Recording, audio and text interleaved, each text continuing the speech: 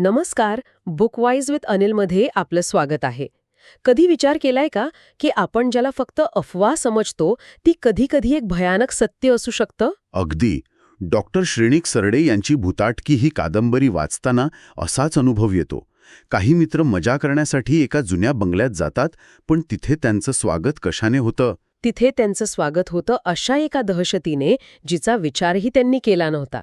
चला तर मग सुरू करूया या भयान रहस्याचा पहिला अध्याय.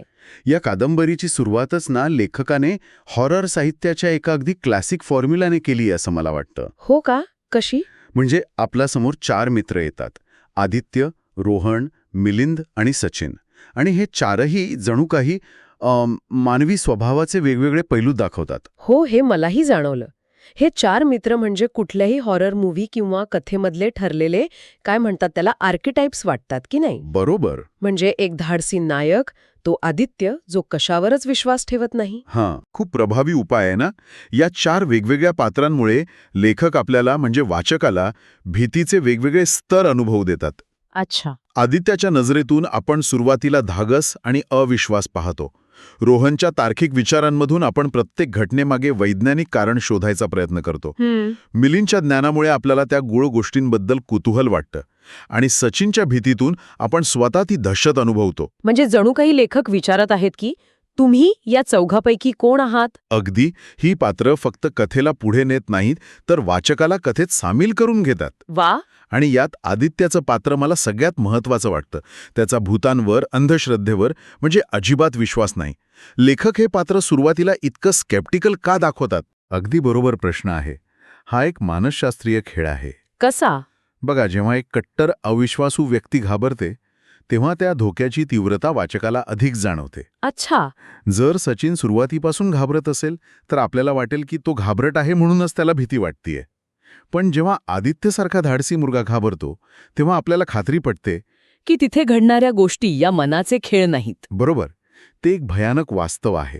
त्याची भीती ही त्या जागेच्या भयांतीची खरी पावती असते. बरोबर.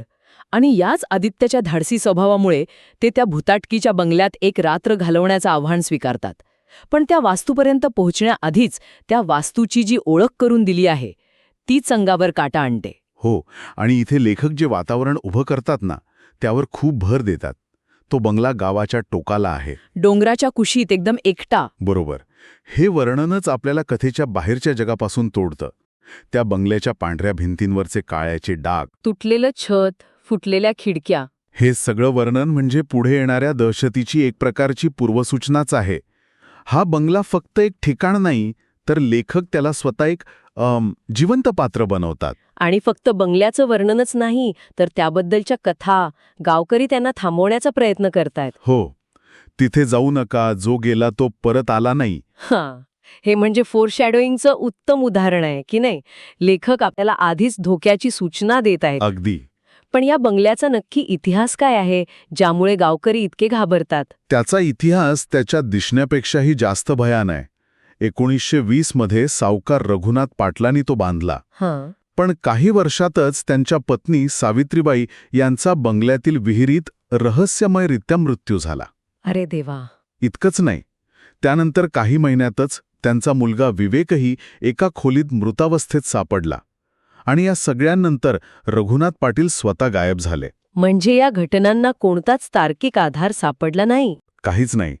त्यामुळेच अमानवी शक्ती किंवा शाप यांसारख्या कल्पनांना गावात मूळ धरता आलं. म्हणजे या दहशतीला एक भावनिक आणि मानवी शोकांतिकेची पार्श्वभूमी आहे. ती केवळ एक काल्पनिक भीती नाही. नाही, तिथे खऱ्या माणसांचे मृत्यू झाले आहेत. यामुळे ती भीती अधिक खरी वाटते. आणि लेखक याच इतिहासाचा वापर करून भीती निर्माण करतात.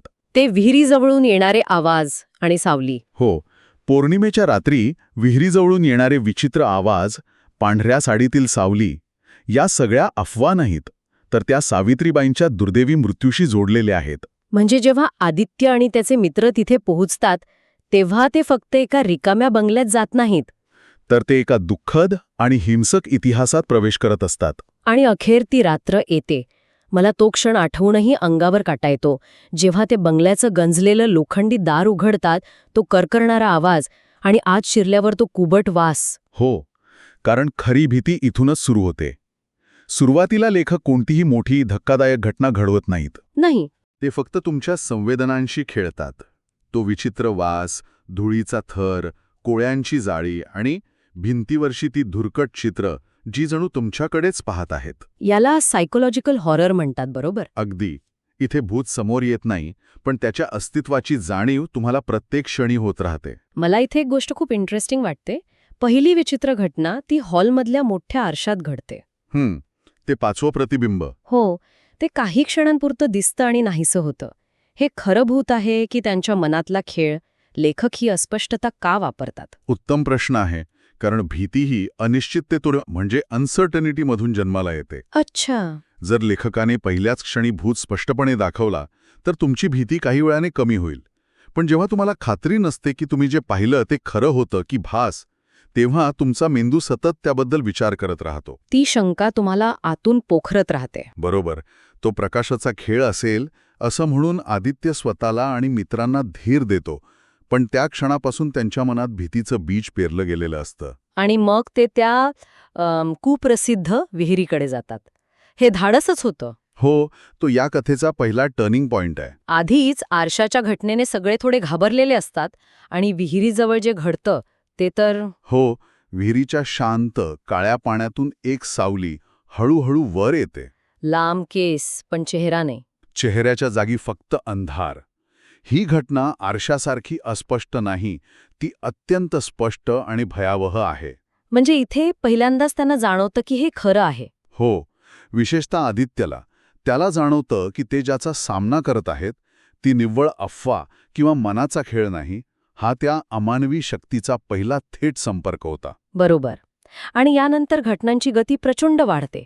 ते धावत बंगल्यात परत येतात, पण आता ती शक्ती जणू मोकाट सुटलेली असते. बंगल्यात किंचाळण्याचा आवाज, फर्निचरचं आपोआप हलणं, दारांचं जोरात आपटणं, हे सगळं एकाच वेळी सुरू होतं.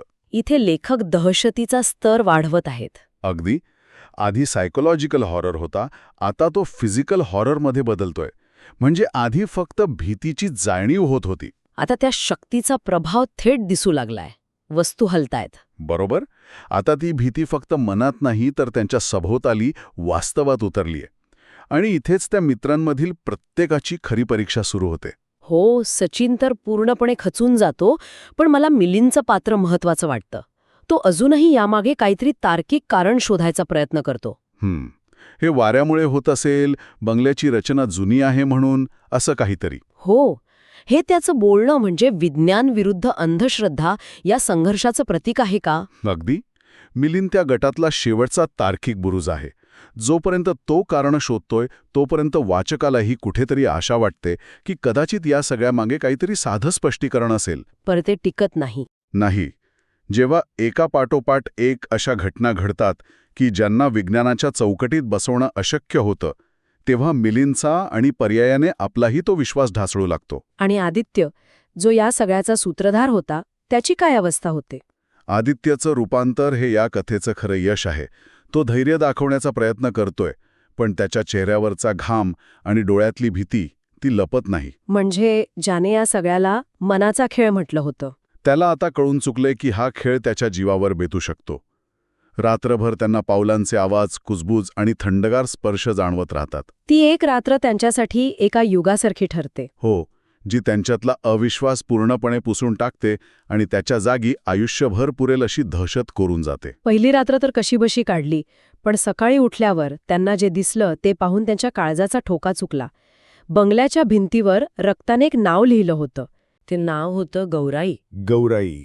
एक मिनिट, कोण होती ही मुलगी आणि त्या बंगल्याशी तिचा काय संबंध होता? हेच तर सगळ्यात मोठं कोडं होतं. कारण या एका नावामुळे त्या मित्रांमध्ये भीती तर होतीच, पण संशय पण निर्माण झाला.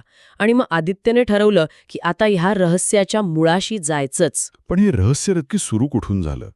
म्हणजे तो बंगला कसा होता तो?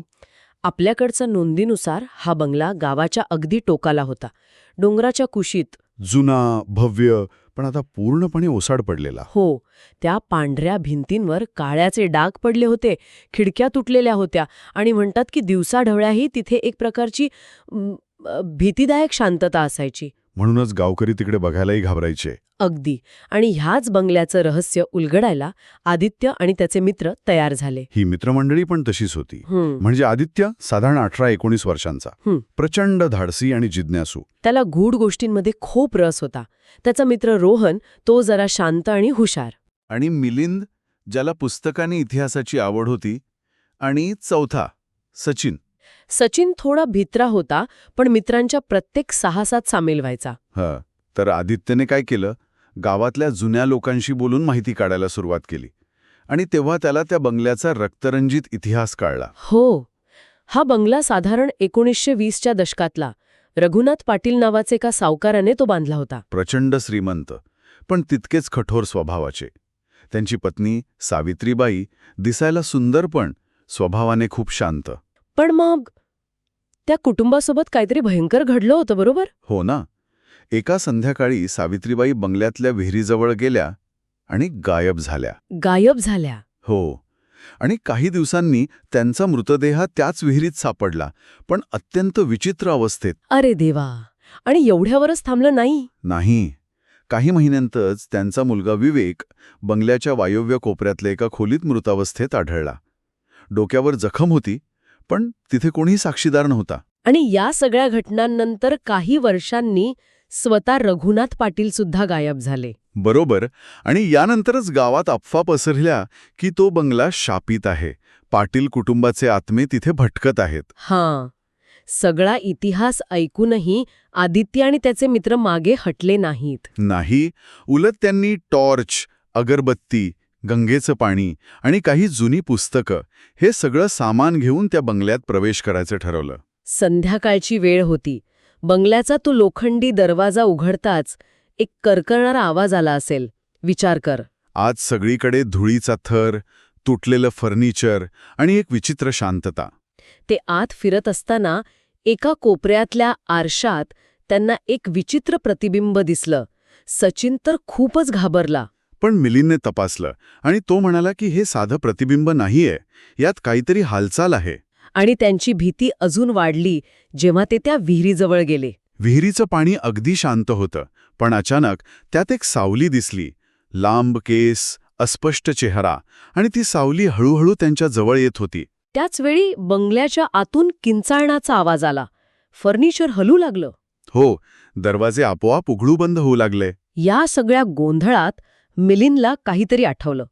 त्या आरशात दिसलेली सावली आणि विहिरीतली आकृती पाहून तो ओरडला. काय म्हणाला तो? तो म्हणाला, ही सावली कदाचित गौराईची आत्मा आहे. आणि या एका नावाने त्यांचं संपूर्ण लक्ष पाटील कुटुंबावरून ह्या नव्या रहस्याकडे वळलं. अच्छा, म्हणजे इथून गौराई हे नाव कथेत आलं. हो. आणि मग दुसऱ्या दिवशी आदित्यने गावातल्या सर्वात जुन्या व्यक्ती जानकी आजी त्यांची भेट घेतली आणि त्यांनी गौराईची एक पूर्णपणे वेगळीच कहाणी सांगितली. काय होती ती कहाणी? कारण पाटील कुटुंबाच्या कोणत्याही अधिकृत नोंदीत गौराई नावाचा उल्लेख नाहीये. जानकी आजींच्या म्हणण्यानुसार गौराई ही पाटील कुटुंबाची सदस्य नव्हतीच. नव्हती? मग कोण होती? ती त्या घरात काम करणाऱ्या एका गरीब मोलकर्णीची मुलगी होती. साधारण 10-12 वर्षांची. खूप सुंदर आणि चंचल. आणि सावित्रीबाईंचा तिच्यावर खूप जीव होता असंही म्हटले, पण रघुनाथ पाटलांना ती घरात असलेली आवडायची नाही. अगदी. एके दिवशी घरातून सोन्याचे दागिने चोरीला गेले आणि रघुनाथ पाटलांनी थेट गौराईवर आरोप केला. तिला खूप मारलं, पण तिनं चोरी कबूल केली नाही. आणि त्याच रात्री गौराई बंगल्यातून गायब झाली.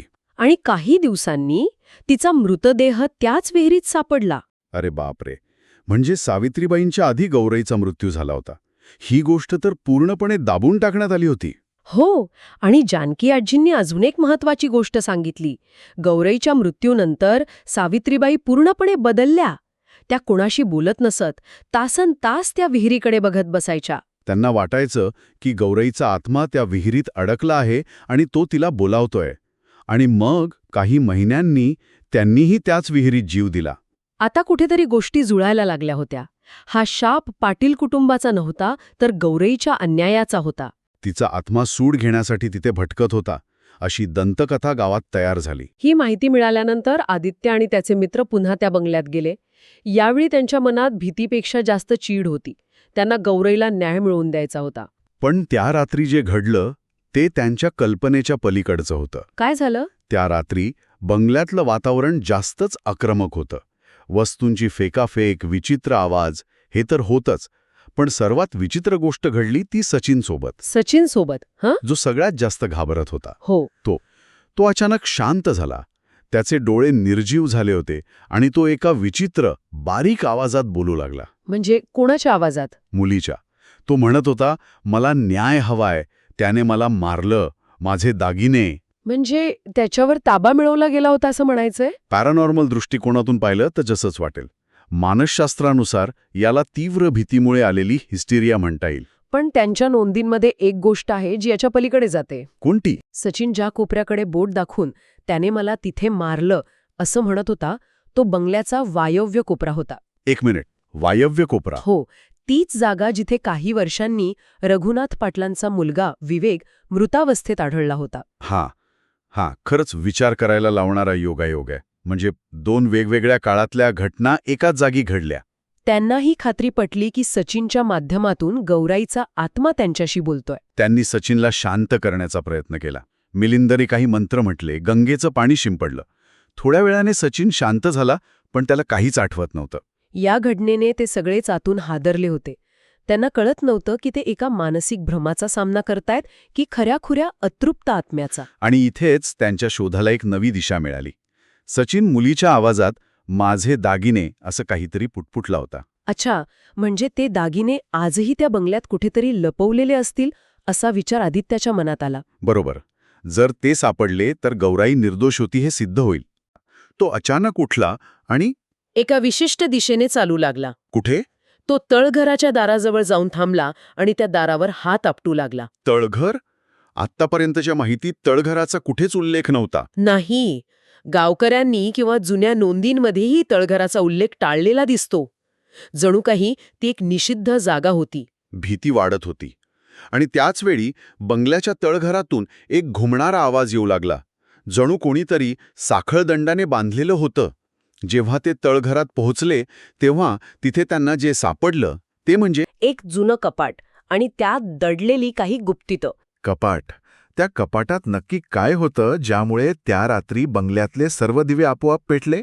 त्यात होती एक डायरी, गौराईची डायरी, ज्यात तिने तिच्या शेवटच्या दिवसांतला प्रत्येक छळ लिहून ठेवला होता. ओके, म्हणजे ही डायरी हीच सगळ्या कथेचा केंद्रबिंदू आहे. हो, अगदी. म्हणजे अनेक भयकथांमध्ये आपण पाहतो ना, फाउंड फुटेज किंवा फाउंड डॉक्युमेंट सारखा फॉर्म्युला वापरला जातो. हो. ते कथेला एक प्रकारची विश्वसनीयता देतं. बरोबर. इथे लेखकाने गौराईचा भूतकाळ, तिचा छळ हे सगळं तिच्याच शब्दात मांडलंय. त्यामुळे आपण थेट तिच्या नजरेतून सगळं अनुभवतो. कथेला एक भावनिक वजन मिळतं. अगदी बरोबर. आणि ही डायरी फक्त एक कथा सांगण्याचं साधन नाहीये, ती एक प्रकारे काय म्हणतात त्याला, पॅन्डोराज बॉक्स आहे. बरोबर. जोपर्यंत ती बंद होती तोपर्यंत सगळं शांत होतं. पण आदित्य आणि त्याच्या मित्रांनी ती उघडताच त्यांनी नकळतपणे भूतकाळाला वर्तमानात आणलं. हो, आणि डायरीची ती सुरुवातीची पानं, ती पाहणं खूप इंटरेस्टिंग आहे. कशी होती ती? पानं पिवळी पडलेली होती, जुनी झाली होती, पण त्यावरचं अक्षर एकदम सुंदर, वळणदार. म्हणजे सुरुवातीला सगळं ठीक होतं. हो, त्यात एक आशा होती. गौराई सावकाराच्या घरी काम करणारी एक सामान्य मुलगी होती आणि तिचं सावकाराच्या मुलावर प्रेम जडलं होतं. अच्छा. तिने त्यांच्या चोरून होणाऱ्या भेटींबद्दल लिहिलं होतं, त्यांच्या भविष्याच्या योजनांबद्दल लिहिलं होतं. सुरुवातीला सगळं एखाद्या प्रेमकथेसारखं वाटतं. आणि हे कथा सांगण्याच्या दृष्टिकोनातून खूप महत्वाचं आहे, नाही का? म्हणजे बघा, सुरुवातीला प्रेम आणि आशा दाखवून लेखक आपल्याला गौराईच्या पात्राशी भावनिकरित्या जोडतो. यामुळे पुढे जेव्हा तिचा छळ सुरू होतो तेव्हा त्याचा आपल्या मनावर होणारा परिणाम अधिक गडद होतो. ही एक क्लासिक टेक्निक आहे. सहानुभूती निर्माण करून मग भीतीची भावना वाढवणं. एक्झॅक्टली. जर कथा थेट तिच्या ठारपासून सुरू झाली असती तर आपल्याला तिच्याबद्दल कदाचित इतकं काही वाटलं नसतं. खरं आहे तुमचं.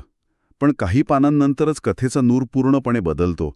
तिच्या अक्षरातला तो आत्मविश्वास, ते वळण हळूहळू नाहीसं व्हायला लागतं. अक्षर थरथरल्यासारखं वाटू लागतं. हो.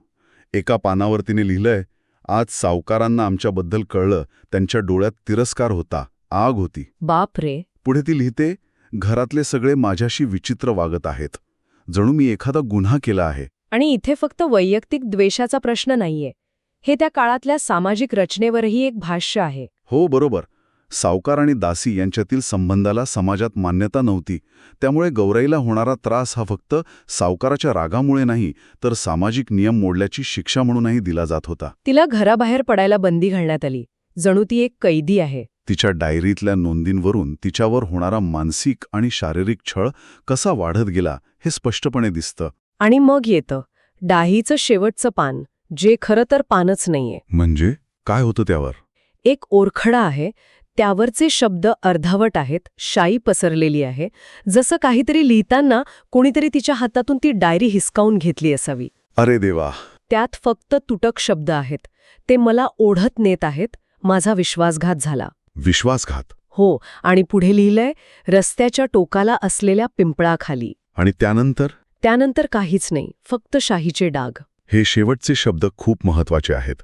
विश्वासघात हा शब्द ती वापरते. हो. याचा अर्थ तिचा खून फक्त सावकाराने केला नसावा, तर कदाचित तिच्या प्रियकरानेही तिला दगा दिला असावा. शक्य आहे. त्यामुळे गौराईच्या आत्म्याचा राग फक्त सावकारावर नाही, तर त्या संपूर्ण व्यवस्थेवर आहे, आणि ज्याने प्रेम दाखवून विश्वासघात केला त्याच्यावर आहे.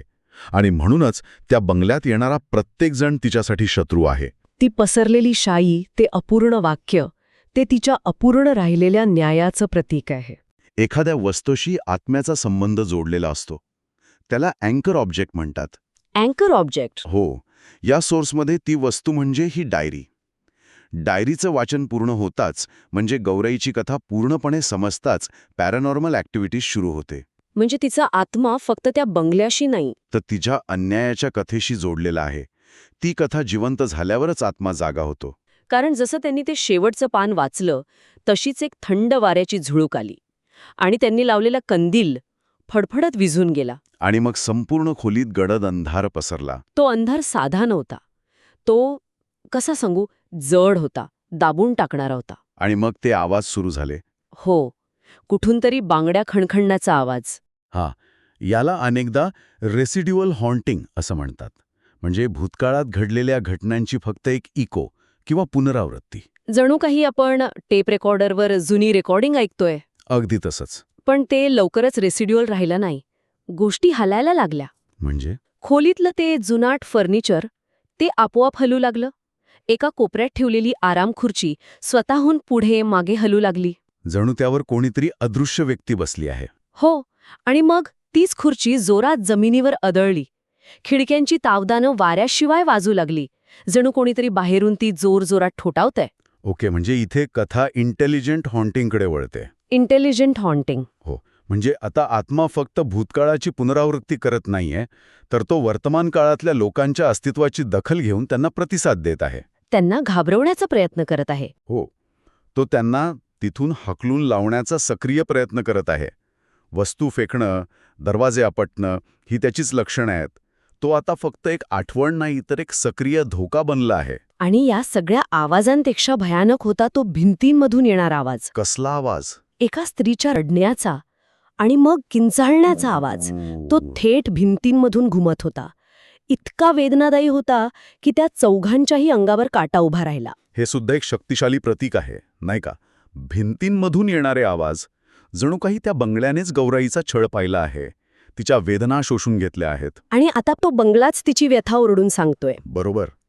या कथेमध्ये बंगला फक्त एक जागा नाहीये, तो स्वतः एक पात्र बनतो. गौराईच्या रागाचं आणि दुःखाचं प्रतीक बनतो. The house itself becomes an extension of a rage. हा सगळा गोंधळ, ते आवाज, ते फर्निचर आदळणं, हे सगळं अचानक थांबलं. अचानक. हो.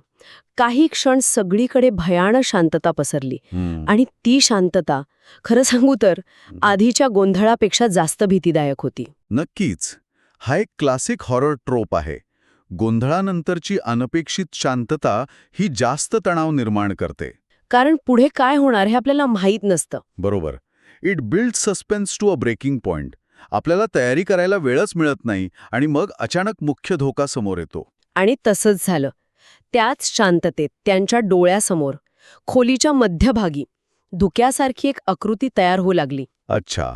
हळूहळू त्या धुक्याने एका स्त्रीचा आकार घेतला. पांढऱ्या साडीतील एक स्त्री. तिचे केस विस्कटलेले होते, चेहऱ्यावर असह्य वेदना होत्या. आणि तिचे डोळे, डोळे. ते डोळे सुडाच्या भावनेने लाल झाले होते. ती गौराई होती. या वर्णनात तिच्या डोळ्यांवर दिलेला भर खूप महत्वाचा आहे. सुडाच्या भावनेने लाल झालेले डोळे हे क्लासिक व्हिज्युअल प्रतीक आहे. ते काय दर्शवतं? हे दर्शवतं की तिचं रूपांतर एका पीडितेमधून एका सूड घेणाऱ्या शक्तीमध्ये झालंय. आता ती फक्त एक बळी नाही, तर ती सूड घेणारी एक शक्ती आहे. Her agency has shifted from victim to avenger. ती काही बोलली नाही, एक शब्दही नाही. मग पण तिच्या मनातले शब्द विजेच्या धक्क्यासारखे त्या चौघांपर्यंत पोहोचले. एकच थंडगार भेदक संदेश. काय होता तो संदेश? इथून निघून जा, नाहीतर मराल. आणि हा संदेश महत्वाचा आहे. यात कोणतीही विनवणी नाहीये, दया नाहीये. नाही. हा एक अंतिम निर्णय आहे. हे दर्शवतं की तिचा आत्मा आता न्यायाच्या पलीकडे गेला आहे. त्याला आता फक्त सूड हवा आहे. तिच्या जागेत, तिच्या दुःखाच्या ठिकाणी घुसखोरी करणाऱ्या प्रत्येकाला ती शत्रू मानते. आणि त्यांना शिक्षा देणारच. हो, त्या संदेशात एक प्रकारचा अधिकार आहे. जणू तो बंगला, ती जागा तिच्या मालकीची आहे. त्यांना पळून जायचं होतं, पण बंगल्याचे सर्व दरवाजे आपोआप लॉक झाले होते. जणू बंगल्याला त्यांना बाहेर जाऊच द्यायचं नव्हतं. त्याचवेळी आदित्यला समजलं की त्यांच्यापैकीच एक जण हे सगळं प्लॅन करतोय. तो गद्दार होता. त्यांच्याच ग्रुपमधला रोहन, ज्याचं या बंगल्याशी एक वेगळंच कनेक्शन होतं. रोहन? पण तो तर त्यांचा मित्र होता ना. त्याने स्वतःच्या मित्रांना मृत्यूच्या दाढेत का ढकललं? कारण रोहन हा त्या गुन्हेगाराचा वंशज होता, ज्याने गौराईवर अन्याय केला होता. त्याला ते पुरावे नष्ट करायचे होते. आणि इथूनच म्हणजे या कथेचा खरा संघर्ष सुरू होतो. विचार करा, तीच निर्जन जागा, तोच रस्ता, जिथे त्यांना गौराईचा आत्मा पहिल्यांदा दिसला होता. हो. आता तिथेच आदित्य, सचिन आणि मिलिंद यांनी रोहनला घेरलंय. सगळं वातावरण इतकं भारलेलं आहे. प्रचंड तणाव, आणि या सगळ्याच्या मध्यभागी आहे आदित्यच्या हातातलं ते एक जुनं पिवळं पडलेलं कागदपत्र. हो, आणि हेच या कथेला एका वेगळ्याच पातळीवर घेऊन जातं. कारण आपल्या स्रोतांनुसार रोहन म्हणजे कोण? तर गटातला सगळ्यात शांत, सगळ्यात विचारशील मुलगा. हो, जो आदित्यच्या धाडसीपणाला नेहमी लगाम घालायचा. अगदी. सगळ्यांना जपून पावलं टाकायला सांगायचा. त्याचं असं खलनायक म्हणून समोर येणं हा केवळ एक धक्का नाहीये. हे एका महत्वाच्या गोष्टीवर प्रकाश टाकतं की कौटुंबिक सन्मानाची कल्पना वैयक्तिक नैतिकतेवर कशी भारी पडू शकते. बरोबर. अगदी बरोबर. घराण्याची इज्जत. आणि आदित्याने जेव्हा ते कागदपत्र त्याच्या तोंडावर धरून जाब विचारला ना, तेव्हा रोहनचा तो शांतपणाचा मुखवटा गळून पडला. म्हणजे त्याने मान्य केलं? त्याने सरळ कबूल केलं. म्हणाला, हो, मी त्याच सावकाराचा वंशज आहे, ज्याने 100 वर्षापूर्वी गौराईची हत्या केली होती. अरे देवा. त्याचं कुटुंब म्हणे पिढ्याने पिढ्या हे भयंकर रहस्य दाबून जगत होतं, आणि त्यालाही तेच करायचं होतं. पण मग एक प्रश्न येतो, जर त्याला हे रहस्य लपवायचं होतं तर त्याने या मित्रांच्या गटात सामील होऊन स्वतःहून धोका का पत्करला? त्याने तर ह्या सगळ्यापासून दूर राहायला हवं होतं ना. नाही. इथेच तर त्याचा खरा डाव होता. हे त्याने स्वतःच कबूल केलं. त्याला भीती होती की आदित्य आणि त्याचे मित्र त्यांच्या शोधक स्वभावामुळे हे सत्य कधी ना कधी शोधून काढतीलच. अच्छा. म्हणून तो त्यांच्यात सामील झाला. त्याचा हेतू मैत्रीचा नव्हताच, पण त्यांच्यावर नजर ठेवण्याचा होता. अगदी. त्यांना वेळोवेळी चुकीच्या दिशेने नेण्याचा होता, जेणेकरून त्याच्या कुटुंबाची समाजातली तथाकथित प्रतिष्ठा टिकून राहील. ठीक आहे, म्हणजे त्याचा हेतू स्पष्ट झाला. पण मला इथे एक गोष्ट खटकतीये. एक प्रकारची विसंगती दिसतीये. त्याने गौराईच्या अस्थी शोधल्या, त्यावर विधीपूर्वक अंत्यसंस्कार केले. हो, केले होते. पॅरानॉर्मल कथांच्या नियमांनुसार आत्म्याला शांती मिळायला हवी होती. मग गौराईचा आत्मा तिथेच का घुटुंबळत राहिला? म्हणजे त्या विधीमध्येच काहीतरी मूलभूत चूक होती का? बरोबर, तुम्ही अगदी अचूक मुद्दा पकडलाय. तो विधीच एका अर्धवट सत्यावर आधारलेला होता, आणि रोहनच्या कबुली जबाबाने हे स्पष्ट केलं. त्याने सांगितलं की तुम्ही फक्त अस्थी शोधल्या, पण हत्येचा खरा लिखित पुरावा नाही. लिखित पुरावा? हो. त्याच्या पूर्वजाने म्हणजे त्या सावकाराने स्वतःच्या गुन्ह्याची कबुली देणारी एक डायरी लिहिली होती, आणि ती अजूनही त्याच निर्जन रस्त्यावर कुठेतरी लपवलेली होती. अरे देवा. म्हणजे रोहनचा सगळा डाव त्याच्यावरच उलटला. त्याला वाटलं की अस्थींना शांती दिल्यावर आत्मा निघून जाईल आणि हे प्रकरण कायमचं दडपलं जाईल. पण झालं उलटच. त्याने सत्य अर्धवट बाहेर आणून परिस्थिती शांत करण्याचा प्रयत्न केला, आणि त्यामुळे प्रकरण शांत होण्याऐवजी त्याचा स्फोट झाला. हो. हे त्या कल्पनेसारखं आहे की अर्धवट सत्य हे खोट्यापेक्षाही जास्त धोकादायक असतं. ते शांतता नाही, तर एक प्रकारचा संभ्रम निर्माण करतं. ती डायरी म्हणजे फक्त पुरावा नाहीये बरं का. नाही. ते संपूर्ण सत्याचं प्रतीक आहे. आणि ते अर्धवट सत्य कदाचित निसर्गालाही मान्य नव्हतं. कारण त्यांच्यातला हा वाद वाढत असतानाच आजूबाजूचं वातावरण अचानक बदलू लागलं. कसं? शांत हवा सोसाट्याच्या वाऱ्यात बदलली, झाडं मुळापासून हादरू लागली आणि हवेत एक विचित्र हाडं गोठवणारी थंडी पसरली. जणू काही निसर्गच या फसवणुकीवर संतापला होता. इथे गौराईच्या पात्रात एक मोठा स्थित्यंतर दिसतंय. आतापर्यंत आपण ज्या गौराईच्या आत्म्याला पाहिलं तो न्यायासाठी आसुसलेला एक दुःखी आत्मा होता, एक लॉस्ट सोल. बरोबर, तिच्यात एक वेदना होती. हो, एक याचना होती. पण आता जे प्रकट होणार होतं ती शक्ती, ती पूर्णपणे वेगळी होती. हा त्या सूडकथांमधला एक क्लासिक आर्किटाईप आहे, जिथे न्यायासाठी आसुसलेला आत्मा न्याय मिळण्यास उशीर झाल्यावर किंवा त्यात अडथळा आल्यावर सूड घेणारा आत्मा बनतो, वेंजफुल स्पिरिट. अगदी. आणि अगदी तसंच झालं. त्यांच्यासमोर दाट धुक्यातून गौराई प्रकट झाली. पण तिचं रूप नेहमीसारखं अजिबात नव्हतं. म्हणजे श्रोत्यांमध्ये वर्णन आहे की तिचे डोळे रक्तासारखे लाल भडक होते, चेहरा रागाने इतका विकृत झाला होता की ओळखू येत नव्हता आणि तिच्या किंचाळ्यांनी आसमंत भेदून जात होता. बापरे. जणू काही 100 वर्षांचा दाबून ठेवलेला संताप, विश्वासघात आणि वेदना सगळं एकाच वेळी बाहेर पडत होतं. आणि महत्वाचं म्हणजे तिचा राग फक्त रोहनवर नव्हता, नाही, तो ते सगळ्यांवर होता. हे खूप काही सांगून जातं. मला नाही वाटत की हा आंधळा राग होता. मग हा एका व्यापक विश्वासघाताचा परिणाम होता.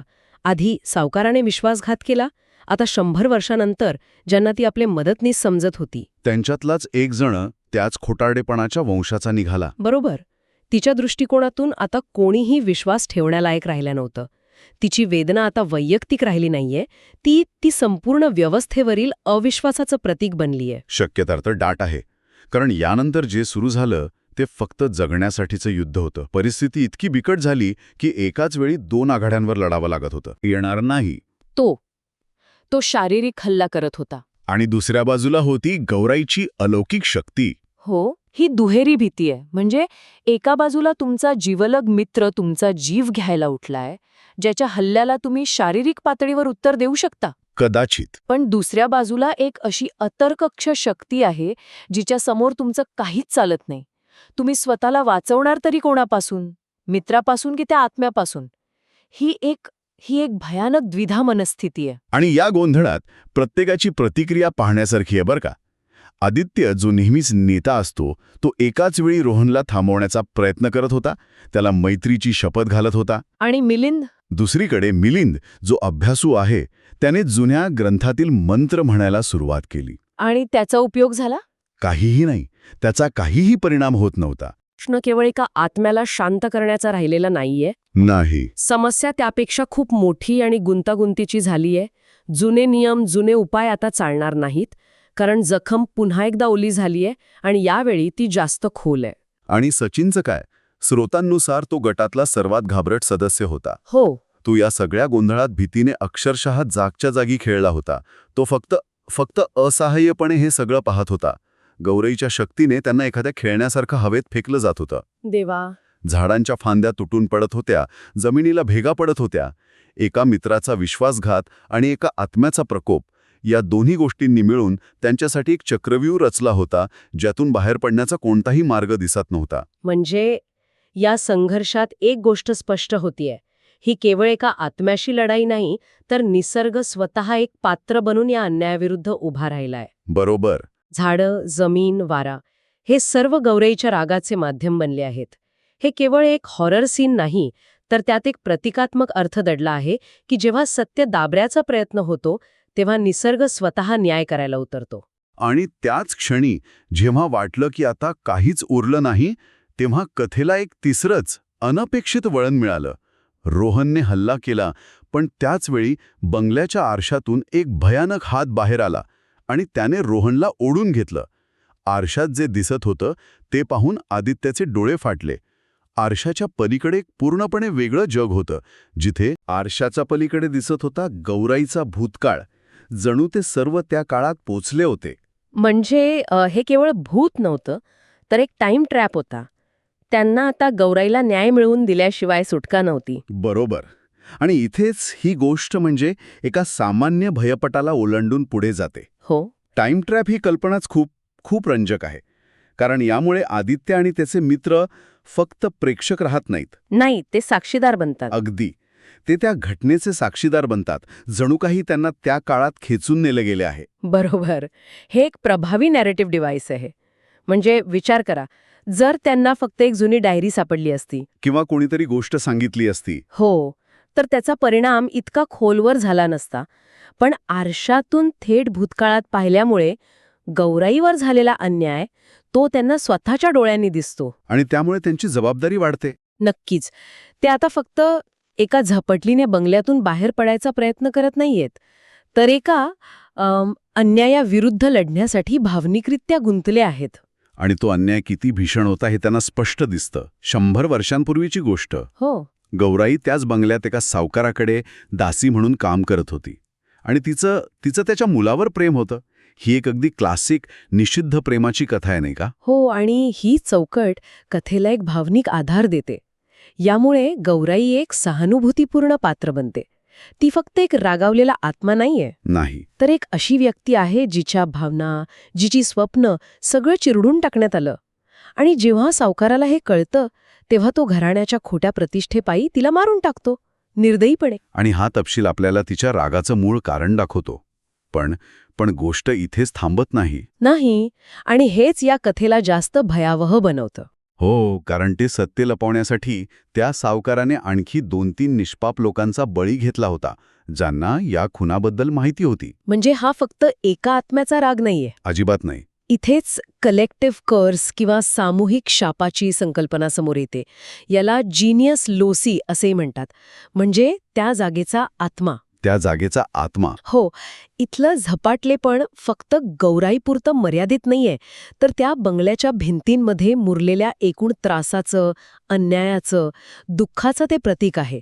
प्रत्येक खून त्या जागेच्या नकारात्मक ऊर्जेत भर घालत गेला. म्हणूनच जेव्हा तो दृष्टांत संपतो आणि ते चौघं भानावर येतात, तेव्हा त्यांना जाणवतं की ते फक्त एका सूड येणाऱ्या आत्म्याशी नाही लढतायत. नाही, तर एका संपूर्ण जागेच्या सम्मिलित क्रोधाशी लढतायत. आणि याच जाणीवेमुळे त्यांच्यात फूट पडते. हो.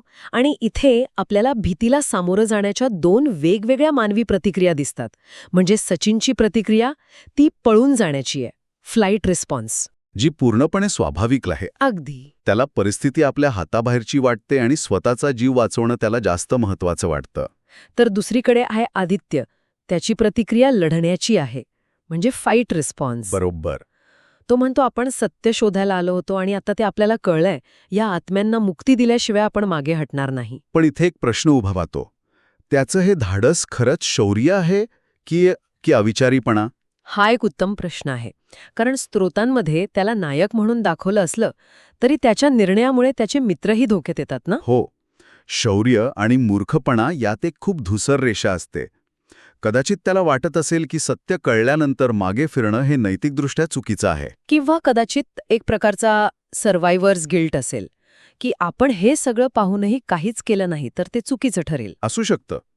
आणि या संघर्षात नेहमीप्रमाणे उत्तर मिळते एका जुन्या पुस्तकातून. हो, मिलिंद, जो गटातला पुस्तक किडा आहे, त्याला एका जुन्या डायरीबद्दल आठवतं. हा सुद्धा कथांमध्ये नेहमी वापरला जाणारा एक भाग आहे. हो, एन्शंट टेक्स्ट किंवा प्राचीन ग्रंथ जो संकटावरचा उपाय सांगतो. हे एक प्रभावी कथानक साधन आहे, कारण ते पात्रांना स्वतःच्या बुद्धीने किंवा ताकदीने नाही, तर विसरल्या गेलेल्या ज्ञानाच्या आधारे मार्ग काढायला भाग पाडतं. पण इथे महत्वाचं हे आहे की त्या डायरीत उपाय काय दिलाय. बरोबर. तो कोणताही जादूटोणा नाही, तर एका शक्तिशाली शांतीविधीचा उल्लेख आहे. आणि त्या विधीसाठी लागणाऱ्या वस्तू त्या सुद्धा खूप प्रतिकात्मक आहेत. गंगाजल, तुळशीची माळ, होमकुंड आणि एक विशेष शांती मंत्र. या वस्तू निवडण्यामागे लेखकाचा काय हेतू असावा असं वाटतं. मला वाटतं या वस्तू निवडून श्रोते या अलौकिक घटनेला एका सांस्कृतिक आणि धार्मिक चौकटीत बसवतो. अच्छा. गंगाजल शुद्धतेचे प्रतीक आहे, तुळस पवित्र मानली जाते आणि होम किंवा यज्ञ हे नकारात्मक ऊर्जा नाहीशी करून सकारात्मकता आणण्यासाठी केलं जातं. म्हणजे या ओळखीच्या प्रतीकांमुळे तो विधी वाचकांना जास्त खरा वाटतो. अगदी. तो काहीतरी काल्पनिक जादू वाटण्याऐवजी एका परंपरेचा भाग वाटतो. आणि त्यांनी तो विधी करण्यासाठी बंगल्याचा मुख्य हॉल निवडला, जिथे तो आरसा होता. हो, म्हणजे जिथे जखम झाली तिथेच मलम लावण्याचा हा प्रयत्न होता. ती जागा त्या सर्व नकारात्मक ऊर्जेचं केंद्र होती. त्यामुळे तिथेच विधी करणं तार्किक होतं. हो, हा केवळ आत्म्यांना शांत करण्याचा प्रयत्न नव्हता, तर त्या जागेचं शुद्धीकरण करण्याचाही एक प्रयत्न होता. मग मध्यरात्री विधी सुरू होतो आणि अपेक्षेप्रमाणे सगळ्या गोष्टी हाताबाहेर जाऊ लागतात. हो, बंगल्यातलं वातावरण पूर्णपणे बदलून जातं. दरवाजे खिडक्यात जोरात आपटायला लागतात, वस्तू हवेत उडू लागतात. अगदी एखाद्या सिनेमातल्या दृश्यासारखं. हो, याला आपण पोल्टरगाइस्ट ॲक्टिव्हिटी म्हणू शकतो. आणि इथे लक्षात घेण्यासारखी गोष्ट म्हणजे तो बंगला स्वतःच एक पात्र म्हणून वागतोय. तो प्रतिकार करतोय. पुन्हा त्याच जीनियस लोची संकल्पनेकडे आपण येतो. अगदी. ते फक्त काही आत्म्यांविरुद्ध लढत नाहीयेत, तर त्या वास्तूच्या रक्तात भिनलेल्या त्रासाविरुद्ध लढत आहेत. आणि मग त्या धुक्यातून ते इतर आत्मे प्रकट होतात. त्यांचं वर्णन तर खूपच भयानक आहे. हो, एक रक्ताने माखलेला, दुसरा साखळदंडांनी जखडलेला. हे केवळ घाबरवण्यासाठी आहे की यामागे काही खोल अर्थ आहे? मला वाटतं यामागे खोल अर्थ आहे. हे वेगवेगळे आत्मे त्या सावकाराने केलेल्या वेगवेगळ्या प्रकारच्या क्रूरतेचं प्रतीक आहेत. अच्छा, म्हणजे रक्ताने माखलेला आत्मा कदाचित हिंसक मृत्यू दर्शवतो, तर साखरदंडांनी जखडलेला आत्मा तो आयुष्यभर गुलामगिरीत किंवा बंधनात घालवलेल्या त्रासाचं प्रतीक असू शकतो. म्हणजे ते फक्त भूत नाहीत. नाही, त्या अन्यायाच्या वेगवेगळ्या कथा आहेत, ज्या एकत्र येऊन आम्हाला न्याय द्या अशी मागणी करत आहेत. आणि त्यांचा तो एकत्रित आक्रोश इतका ओव्हरपॉवरिंग असतो की चौघेही हतबल होतात. त्यांना हवेत फेकलं जातं, भिंतींवर आपटलं जातं. हो, आणि इथे सचिनचा धीर पूर्णपणे सुटतो. तो ओरडतो, आपण मरणार, हा विधी अयशस्वी झालाय. आणि त्या क्षणी खरंच वाटतं की सगळं संपलं. पण इथेच कथेला एक अनपेक्षित वळण मिळतं. आदित्य, जो आत्तापर्यंत विधीवर अवलंबून होता, तो एक वेगळाच मार्ग निवडतो. काय करतो तो? जेव्हा त्याला कळतं की मंत्र आणि आहुती कमी पडत आहेत, तेव्हा तो थेट गौराईलाच आवाहन करतो. आणि हा या कथेचा सर्वात महत्वाचा क्षण आहे. तो तिला आवाहन का करतो? म्हणजे काय म्हणतो तो? तो ओरडतो, गौराई, जर तुला खरोखर मुक्ती हवी असेल तर आम्हाला मदत कर, या आत्म्यांना शांत कर. हे खूप महत्वाचं आहे. का? कारण तो तिच्यावर हल्ला करत नाही किंवा तिला घालवायचा प्रयत्न करत नाही. तो तिच्यातील माणुसकीला, तिच्या न्यायाच्या इच्छेला साथ घालतो. तो तिला एक पर्याय देतो. बरोबर. सूडाच्या भावनेत अडकून राहायचं की मुक्तीचा मार्ग स्वीकारायचा. आणि यामुळे गौराईची भूमिका पूर्णपणे बदलते. जी आत्तापर्यंत कथेची मुख्य खलनायिका वाटत होती. हो, ती अचानक एक वेगळं रूप घेते. कारण आदित्याच्या आवाहनामुळे तिला तिची एजन्सी किंवा कर्तृत्व परत मिळतं. ती आता केवळ रागाच्या भावनेने बांधलेली नाहीये. ती एक निर्णय घेऊ शकते. हो, आणि ती न्यायाचा मार्ग निवडते. तिचा आत्मा जेव्हा प्रकट होतो तेव्हा तो भयानक नसतो. तो शांत आणि तेजस्वी असतो. हे तिच्या आतल्या बदलाचं प्रतीक आहे. अगदी. आणि ती इतर आत्म्यांना शांत करते.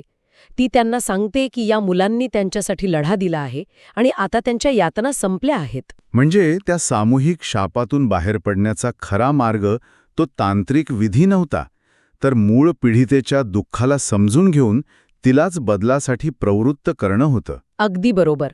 तो विधी केवळ एक माध्यम होता, एक कॅटलिस्ट होता, पण खरा बदल घडवून आणला तो सहानुभूतीने. आदित्यने गौराईच्या वेदनेशी स्वतःला जोडलं. हो, आणि तिला एक संधी दिली. यातून कथा एक मोठा संदेश देते की द्वेषाला द्वेषाने नाही तर करुणेनेच जिंकता येतं. जेव्हा गौराई इतर आत्म्यांना शांत करते तेव्हा ती केवळ त्यांनाच नाही तर स्वतःलाही त्या सुडाच्या चक्रातून मुक्त करत असते. आणि तिच्या बोलण्याने ते भयंकर आत्मे शांत होतात.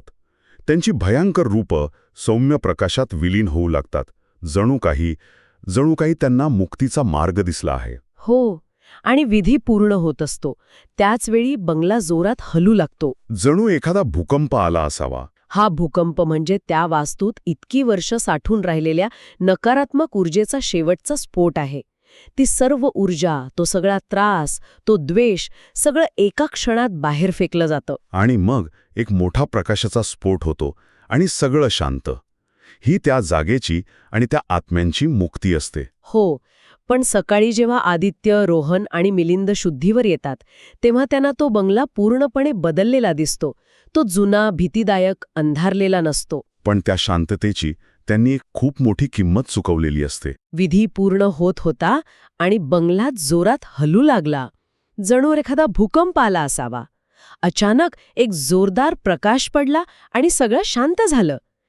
सकाळी जेव्हा ते शुद्धीवर आले तेव्हा बंगला पूर्णपणे बदलला होता. पण त्यांच्यातील एक जण गायब होता. तो म्हणजे रोहन. जणू त्याचा अस्तित्वाचा कोणताही पुरावाच उरला नव्हता. म्हणजे गौराईने तिला हवं असलेलं प्रायश्चित्त मिळवलं होतं. बंगला आता शांत झाला होता का?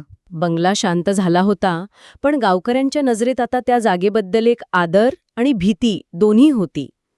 आदित्य आणि त्याच्या मित्रांनी इतिहास बदलला होता. पण इतिहास बदलला होता हे म्हणायला खूप सोपं आहे. प्रत्यक्षात घडवून आणणं खूप अवघड असतं. म्हणजे एका रात्रीत गाववाल्यांची वर्षानुवर्षांची पिढ्यानपिढ्या चालत आलेली भीती कशी काय नाहीशी झाली? मला नाही वाटत हे इतकं सहज घडलं असेल. नाही, अजिबात नाही. उलट सुरुवातीला तर भीती आणखीनच वाढली होती. अच्छा. हो, जेव्हा सकाळी ते चौघही गावात परत आले तेव्हा संपूर्ण गाव त्यांच्याकडे अशा नजरेने बघत होतं जणू काही ते कुठल्या तरी दुसऱ्या जगातून परत आले आहेत. प्रत्येकाच्या मनात एकच प्रश्न होता, आत काय घडलं? पण कोणी विचारायची हिंमत केली नसेल ना? बरोबर, कोणीच नाही. आणि मग त्यांनी काय उत्तर दिलं? कारण अशावेळी तुमचं एक वाक्य संपूर्ण गावाची धारणा ठरवू शकतं. आणि नेमकं तेच झालं. सचिन, जो सगळ्यात जास्त घाबरलेला होता, त्याने फक्त इतकंच उत्तर दिलं, हो, पण जे काही पाहिलं ते शब्दात सांगणं अवघड आहे. अरे देवा. हो, हे एकच वाक्य गावात वणव्यासारखं पसरलं. शब्दात सांगता येत नाही याचा अर्थ लोकांनी घेतला की तिथे इतकं भयानक काहीतरी आहे जे या मुलांनाही नीट सांगता येत नाहीये. अफवांना अक्षरशः ऊत आला. हे नेहमीच होतं.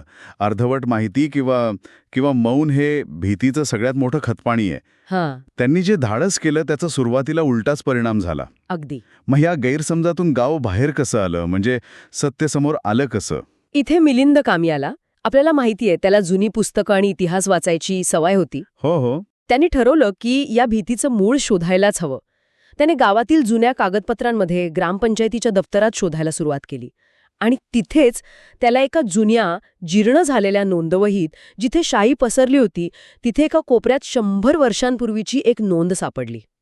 थांबा, म्हणजे ही केवळ एक दंतकथा किंवा ऐकीव गोष्ट नव्हती, तर त्याला चक्क एक लिखित पुरावा मिळाला. हा तर खूप मोठा टर्निंग पॉइंट आहे. अगदी, कारण त्या नोंदीमध्ये गौराई नावाच्या एका तरुणीच्या खुनाची कहाणी होती.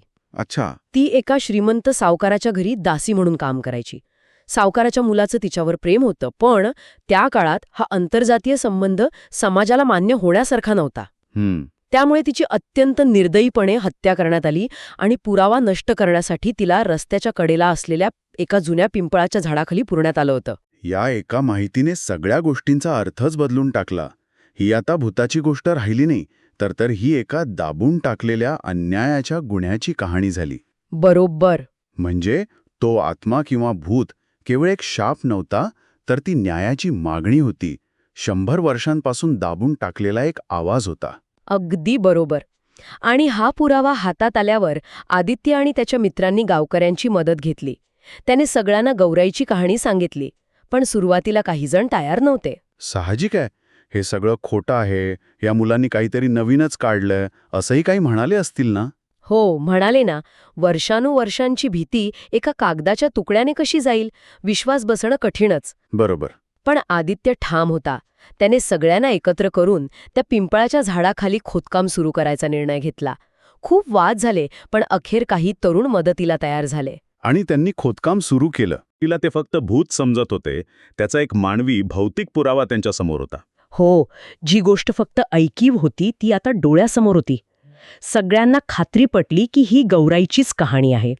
आणि त्याच क्षणी त्या जागेबद्दलची भीती सहानुभूतीत बदलली. अच्छा, म्हणजे जी जागा फक्त भूतकी आती, ती आता एका अन्याय झालेल्या स्त्रीची अखेरची जागा बनली. बरोबर. त्यानंतर गावकऱ्यांनी त्या अस्थींवर विधिवत अंत्यसंस्कार केले. पुजाऱ्याने शांतीपाठ केला आणि त्या आत्म्याला मुक्ती मिळावी यासाठी प्रार्थना केली. संपूर्ण गावाने एकत्र येऊन एका 100 वर्ष जुन्या अन्यायाचं प्रायश्चित्त केलं. हे सगळ्या विधीनंतर रस्त्यावर शांतता पसरली का? गौराईचा आत्मा पुन्हा दिसला? कारण कथेनुसार आता तिला मुक्ती मिळायला हवी होती. हो, आणि तोच या कथेचा सर्वात महत्वाचा आणि भावनिक भाग आहे. त्याच रात्री आदित्य आणि त्याचे मित्र पुन्हा त्या रस्त्यावर गेले. परत गेले ते का? त्यांना खात्री करायची होती की सगळं शांत झालं आहे की नाही. आणि गौराईची आकृती पुन्हा प्रकट झाली. हां. पण यावेळी तिच्यात काही बदल होता का? म्हणजे ती तशीच भयानक दिसत होती? नाही, खूप मोठा बदल होता. यावेळी तिचा चेहरा शांत आणि तेजपुंज दिसत होता. तिच्या डोळ्यात राग, वेदना किंवा भीती नव्हती, तर एक प्रकारची कृतज्ञता होती. तिने त्या चौघांचे न बोलता फक्त डोळ्यांनीच आभार मानले आणि मग जाताना एक संदेश दिला. हा संदेश महत्वाचा आहे, कारण अशा कथांमध्ये आत्मा केवळ मुक्तीसाठी येत नाही, तर काहीतरी शिकवण देण्यासाठीही येतो. काय म्हणाली ती? तिने एकच वाक्य म्हटलं आणि तेच या संपूर्ण घटनेचं सार आहे. ती म्हणाली, तुम्ही मला न्याय दिलात, माझ्या आत्म्याला शांती मिळत आहे.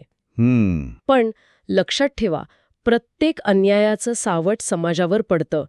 जर लोकांनी तेव्हाच एकत्र येऊन सत्यासाठी लढा दिला असता, तर माझा आत्मा 100 वर्ष असा भटकला नसता. हे खूपच सखोल आहे. प्रत्येक अन्यायाचं सावट समाजावर पडतं. ती फक्त स्वतःच्या मुक्तीबद्दल बोलत नाहीये. ती एका मोठ्या सामाजिक तत्वावर बोट ठेवतीये. अगदी. याचा अर्थ तो आत्मा त्या रस्त्यावर नव्हता, तो त्या संपूर्ण गावाच्या सामूहिक जाणीवेवर म्हणजे कलेक्टिव्ह कॉन्शियन्सवर होता. बरोबर. तो अन्याय केवळ एका व्यक्तीवर झाला नव्हता, तर तो लपवण्याचं पाप संपूर्ण गावाने केलं होतं. आणि तेच पाप भीतीचं रूप घेऊन त्या रस्त्यावर रेंगाळत होतं. ही खूप मोठी शिकवण आहे. भीती तिथेच अस्तित्वात असते जिथे सत्य लपवलेलं असतं. हो. गावकरी ज्या गोष्टीला घाबरत होते ते कोणत्या तरी अज्ञात शक्तीला नाही, तर स्वतःच्या इतिहासातल्या एका लपवलेल्या अन्यायाला, एका सामूहिक अपराधाला घाबरत होते. खरंय. त्यांचं मौन हेच त्या आत्म्याचं बंधन होतं आणि जेव्हा त्यांनी ते मौन तोडलं, तेव्हा आत्मा आणि गाव दोन्ही मुक्त झाले. अगदी. त्या दिवसानंतर त्या रस्त्यावरून भीती कायमशी निघून गेली. लोक पुन्हा रात्री अपरात्री त्या रस्त्याचा वापर करू लागले. गावात पुन्हा उत्सव साजरे होऊ लागले. आदित्य आणि त्याचे मित्र गावचे हिरो बनले होते. का नाही बनणार? कारण त्यांनी केवळ एका रस्त्याला नाही, तर संपूर्ण गावाच्या मनाला भीतीतून मुक्त केलं होतं. या सगळ्या अनुभवाने त्या 4 मित्रांमध्ये काय बदल घडवला, खास करून आदित्यमध्ये, जो सुरुवातीला या गोष्टींना केवळ एक आव्हान म्हणून पाहत होता. त्यांना प्रसिद्धी मिळाली, पण त्याहून अधिक त्यांना एक प्रकारचं समाधान मिळालं होतं. आदित्य, जो आधी धाडसी आणि थोडासा उर्मट होता, ज्याला प्रत्येक गोष्टीत आव्हान स्वीकारायची सवय होती, तो आता खूप शांत आणि नम्र झाला होता. पण हा बदल का झाला असावा? केवळ एका भूताचा अनुभव घेतल्यामुळे? मला वाटतं यामागे काहीतरी अधिक खोल कारण असावं. नक्कीच. त्याला हे कळलं होतं की काही गोष्टींना आव्हान देण्यापेक्षा त्यामागील सत्य समजून घेणं अधिक महत्वाचं असतं. बरोबर. भीतीवर विजय मिळवणं म्हणजे केवळ धाडस दाखवणं नाही, तर भीतीमागचं कारण शोधून ते दूर करणं आहे. त्याला धाडस आणि उर्मटपणा यातला फरक कळला होता. म्हणजे एक प्रकारे हिरोज जर्नीचाच भाग आहे, नाही का? नायक एका बाह्य राक्षसाशी म्हणजे भूताशी लढायला जातो, पण शेवटी तो स्वतःच्या आतल्या अहंकारावर किंवा अज्ञानावर विजय मिळवतो. हो, आदित्यचंही तसंच झालं. म्हणजे प्रकरण तिथेच संपलं, सगळ्यांना न्याय मिळाला, गाव भीतीमुक्त झालं आणि गोष्ट संपली. गौराईचं प्रकरण संपलं होतं, पण एक लहानशी शंका मागे उरली होती. अच्छा. काही दिवसांनी मिलिंद, जो नेहमीच विचार करत असायचा, तो म्हणाला, गौराई मुक्त झाली, पण तिचा खून लपवण्यासाठी ज्यांनी ज्यांनी मदत केली त्यांचं काय झालं असेल? इतिहास कधीच एका कथेत संपत नाही. तो म्हणाला, कदाचित त्या रस्त्यावर अजूनही काही गुपितं दडलेली असतील. हां, खूप इंटरेस्टिंग प्रश्न आहे. कारण एक अन्याय कधीच एकटा नसतो. त्याच्यामागे एक संपूर्ण व्यवस्था असते.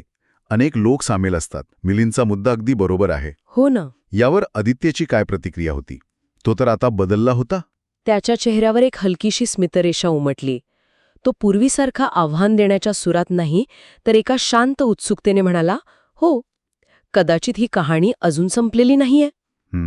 जणू काही त्यांना जाणीव झाली होती की त्यांनी एक दार उघडलं आहे ज्याच्या पलीकडे अजूनही अनेक रहस्य असू शकतात. त्यांनी एक अन्याय दूर केला होता, पण इतिहासाची पानं अजून पूर्ण वाचायची बाकी होती. त्यांनी बंगला सोडला आणि शहराकडे निघाले. पण आदित्यच्या बॅगेत अजून एक गोष्ट होती जी त्यांनी तिथून आणली नव्हती, पण ती आपोआप आली होती. ती होती एक जुनी पैंजण, आणि त्या पैंजणचा आवाज पुन्हा एकदा रात्रीच्या शांततेत घुमू लागला. खेळ अजून संपला नव्हता. कारण काही आत्मे शांत होतात, पण काही स्मृती कायमच्या जिवंत राहतात. डॉक्टर श्रेणिक सरडे यांनी या कादंबरीतून सिद्ध केलंय की भीती आणि धैर्य आपल्या मनाचेच भाग आहेत. सत्य शोधलं की भीती संपते, पण धाडस मात्र कायम हवं. आज आपण डॉक्टर श्रेणिक सरडे यांचं भूताटकी हे पुस्तक बघणार आहोत. आता गंमत अशी आहे की लेखक स्वतः इलेक्ट्रॉनिक्स अभियांत्रिकीमध्ये PhD आहेत. हो, हेच तर खरी गंमत आहे. त्यामुळे एक प्रश्न साहजिकच मनात येतो की विज्ञान आणि अभियांत्रिकीच्या क्षेत्रातला एक माणूस जेव्हा भूतांच्या कथा लिहितो तेव्हा तो काय वेगळं सांगू पाहतोय. आणि हाच या पुस्तकाचा सगळ्यात आकर्षक भाग आहे.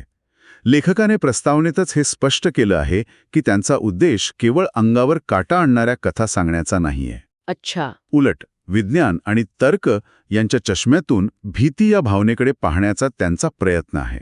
म्हणजे त्यांच्या मते प्रत्येक भूताच्या कथेमागे एक मानवी कथा दडलेली असते.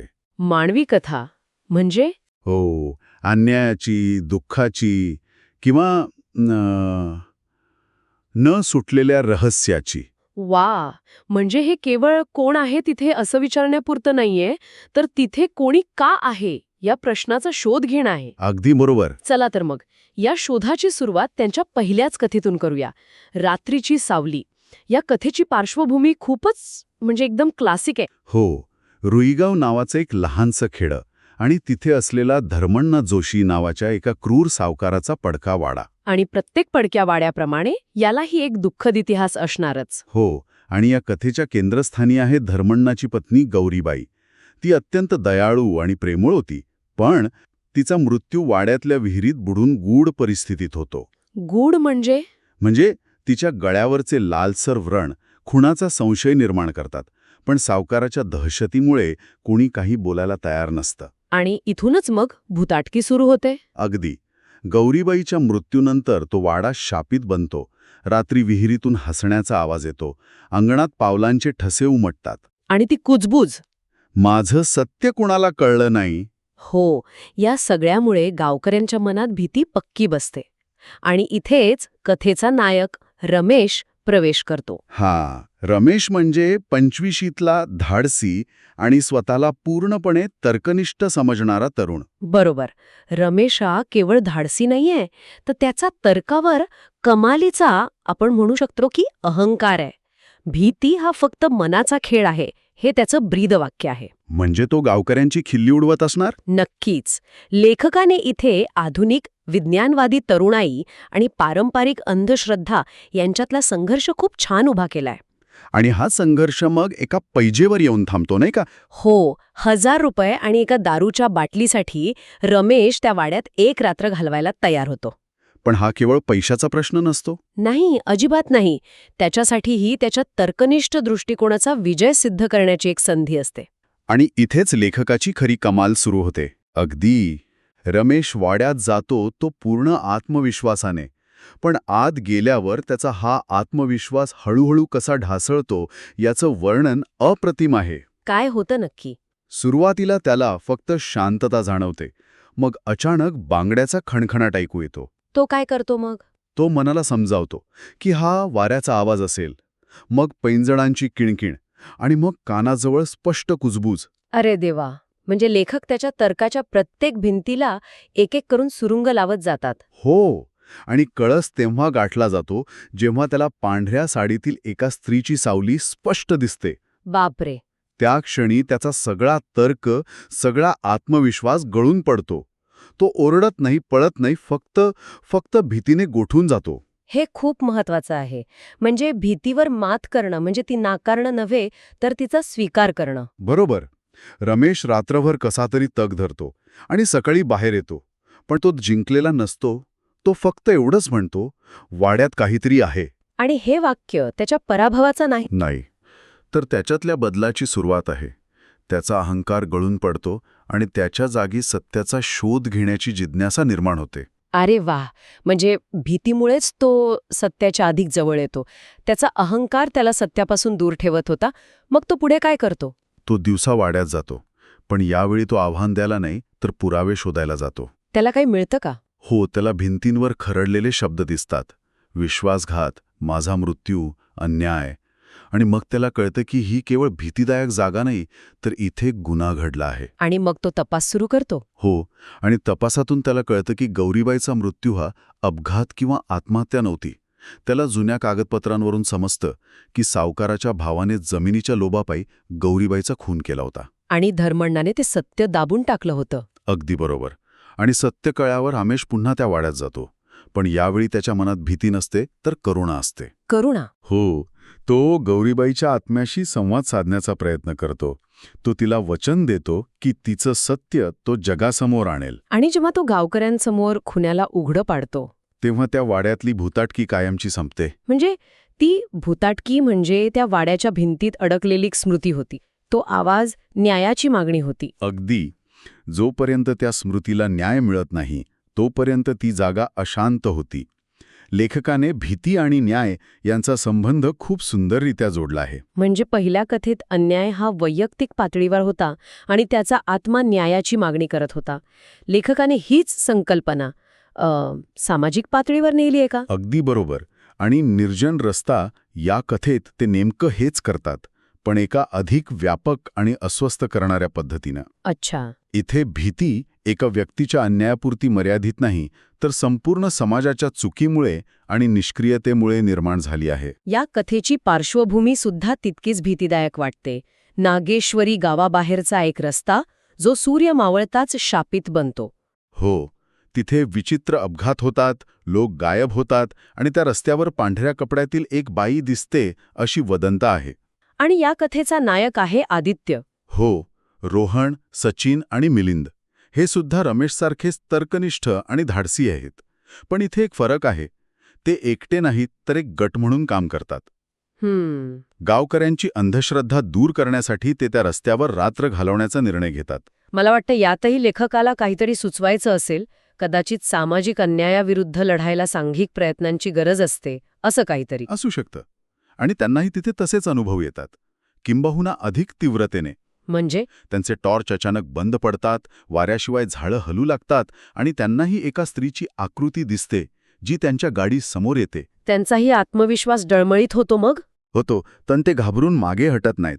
त्यांचा गट त्यांना एकत्र टिकून राहायला मदत करतो. मग या रहस्याचा उलगडा कसा होतो? इथे मिलिंद, जो गटातला पुस्तकी किडा आहे, तो या प्रकरणाच्या मुळाशी जातो.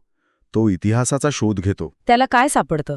त्याला एका जुन्या ग्रंथात नोंद सापडते की 100 वर्षांपूर्वी गौराई नावाच्या एका दासीचा खून त्या रस्त्यावर झाला होता.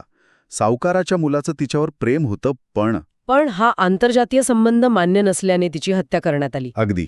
तिची निर्दयीपणे हत्या करून तिला तिथेच पुरण्यात आलं होतं. अरे देवा. म्हणजे इथेही मूळ कारण मानवी क्रूरताच आहे, फक्त त्याचा परीघ जास्त मोठा आहे. जातीय द्वेष आणि सामाजिक प्रतिष्ठा. नेमका हाच मुद्दा आहे. आदित्य आणि त्याचे मित्र जेव्हा पुन्हा त्या रस्त्यावर जातात आणि गौराईच्या आत्म्याशी संवाद साधतात, तेव्हा ती त्यांना एक खूप महत्त्वाची गोष्ट सांगते. काय सांगते ती? ती म्हणते, माझ्या माळेकऱ्यांनी मला मारलं, पण गावानेही माझ्या दुःखाकडे पाठ फिरवली. एकाही व्यक्तीने माझ्यासाठी आवाज उठवला नाही, म्हणून मी प्रत्येक रात्री या रस्त्यावर भटकते. ही गोष्ट तर अंगावर काटा आणणारी आहे.